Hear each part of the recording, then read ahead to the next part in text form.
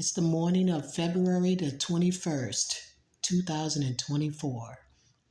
This video is in regards to February the 20th, 2004. It's in regards to a fight I had on the MBTA bus. I believe it's the first time I've ever had a fight on the MBTA bus, and I am almost 56 years old in June. I am almost in belief that the fight has something to do with a video I put on YouTube about a month or more ago about kids or youngsters cursing on the bus for no good reason. Use it like a regular conversation. They're just cursing.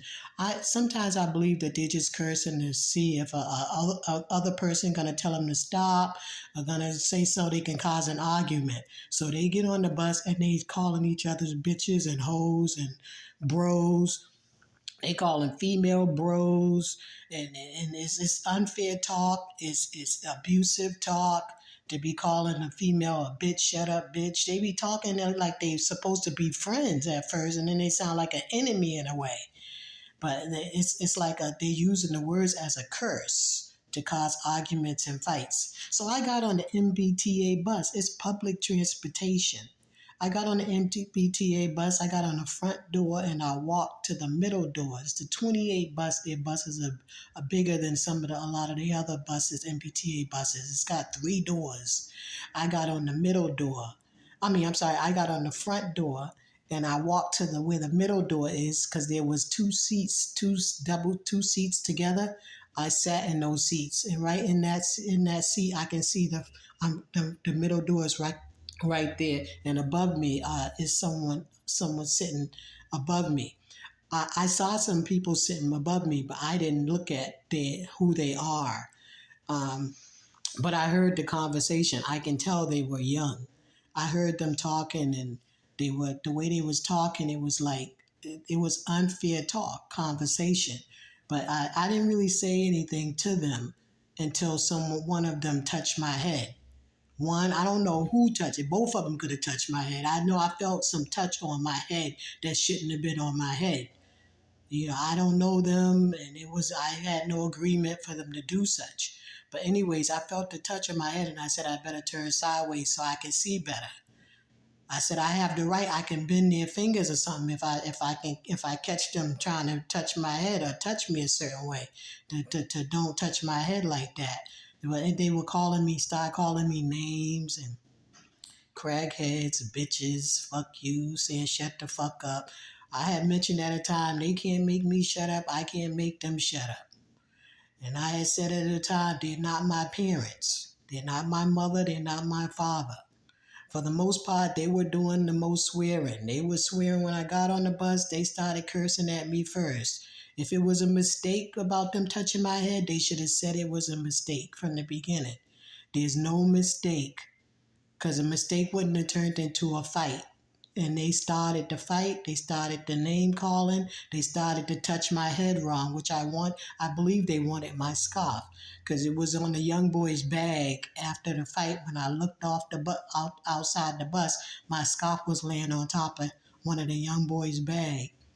So I'm in belief that they wanted my scarf, and a fight was one of the ways to get my scarf, because I wear my scarves pretty well. I wear my scarves for a lot of reasons. A lot of time in the winter to help keep my head warm, especially if I've just washed my hair and it's wet.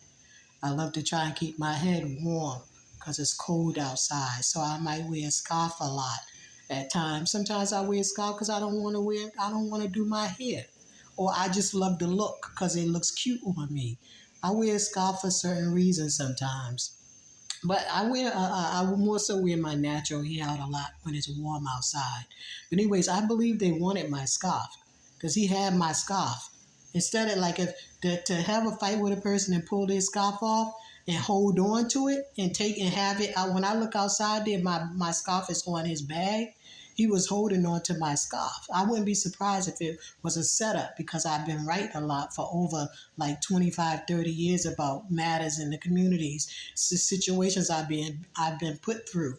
a lot of unfair, a lot of abuse. Whenever a person feel like they want to cause an argument or fight and they think they can get away with it, that's what they do. But anyways, I was slugged in the face right not long after I said they're just words. They're just words. I wasn't getting upset, and they were the young ones was getting upset because they couldn't get me upset. But I was saying they're just words. I was like, I'm natural. I don't want to fight. I don't want no one to get hurt. I said, I'm not going to hit you about no words. I only hit a person if they hit me. So I was like, I really don't, I don't really want to get into it. It's just words. Next thing you know, I was slugged in the face with something. It felt like maybe it might have been some brass knuckles. I don't know if they had a rock. I don't know what they had, but it seemed like it was more. It seemed like it was more. You see that? It's right all up in there. It's a light black eye. It's not dark, but it's a little it's a little black eye I got there for hitting me in my eye with something. Didn't feel like no regular hand punch. It felt like they had something in their hand. But anyways, I ended up talking to the police. The transit police came on the bus after a while. Um, there was a female that acted like she wanted to break it up when she saw that I had the young person and the person couldn't get up. I wouldn't let the person up until they said let the other one. Till I told him to get the other one off the bus that would hit me and run, was punching me. He would punch me and run. But when he seen that I had the other one, he got scared and he wanted me to let him go. And it's not that easy. I have to look out for my self protection. I just can't let them go. They attack me for no good reason. What if I let them go and they attack me again? So I let them go when I felt like it was safe to let them go. When another person finally came and I said, you got him? He said, yeah, I got him. And I let him go. But I held him for a while. And it's probably good in a way for long enough for the police to come so they wouldn't get away. So the police end up having them call their parents. And the police were saying how did I want to take them to court or juvenile. I asked the police which one is better because I don't understand a lot about. I understand some stuff about court, but I don't understand some stuff about court. I don't know which one is better for youngsters. I've never been in such a situation. But anyways, the transit policeman said the juvenile. So I said, go along with the juvenile court. And if their parents wanted to meet with me, if their parents was reasonable, fair parents, decent parents, I would meet with them if they wanted to meet with me to talk to me about what happened. I would let them know what happened. Their children, or I don't think they were related. I think they have different parents. I'm not sure. But if whichever one, they started the problem with the cursing for no good reason, to touch my head, to get me to start to respond, and then to hit me about what? They were doing the cursing. If I said something that they didn't like, that's only because they were saying something that I didn't like. But for the most part, they were doing the cursing. I don't believe I called them a bitch. I didn't call them no hoes, no name. They was calling me crackheads, bitches, all kinds of names. I might have said your mother, your father, your granny, or something. They could have beautiful, decent parents. That's how a person talk when they're upset. That sometimes they just saying something, just to be talking. But I'm just saying the children started the problem when they saw it was heavy, and I had one of them, another one got scared. They want to tell me to let them go. Not when they want it. When I feel safe. When I feel safe enough to let them go because I was attacked. When I wasn't expecting that from them young people like that. I never had a fight on an MBTA bus before, and I'm almost 56 years old. That has never happened to me. I've had some fights, and I never go run into the police station and filing reports against it. And I have the most rights to do it because most of the fights that I've been in, all the fights that I've been in, the person started it. They started, and then when they get what they don't like, they go running into the court causing problems. But the policeman said that they was too young for court or something like that, the transit police.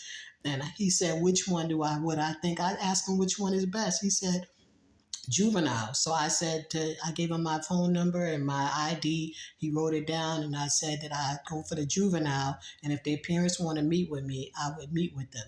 But I wanted to do this video because not long ago, about a month ago or more, I had did a video about how youngsters are on the bus in public places cursing and saying the words unfairly and for no good reason, acting as like they having a regular conversation and they cursing and stuff, talking unfairly. And then this happens. I wouldn't be surprised if some of them saw the video.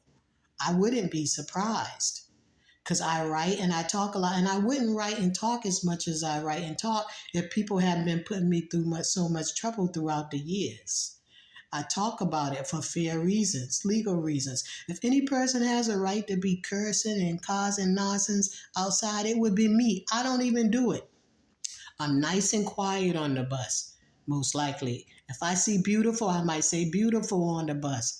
If I say ugly, I might say ugly, that's ugly on the bus. Anywhere outside, I might say beautiful, that's beautiful. I have the right to say about what I see in fairness, fairly.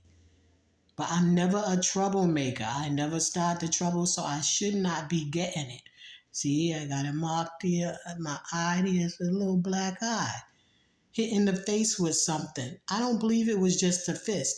And I believe some people on the bus supported them to do what they did to me. I really do. They watched. They was quiet. Some of them got off. Some of them stayed, got off. They got off when the transit police told them all to get off, except me. They told me to stay on the bus because they wanted to get information from me. And they let me know that teenagers, they do that a lot. And they do that a lot. I'm not the only person that they probably caused arguments towards or started fighting outside in public places. It may not be on the bus all the time. But I do believe that some people on the bus, I have a right to believe it. I'm not sure, but I have a right to believe that it probably was a setup for something like that to happen.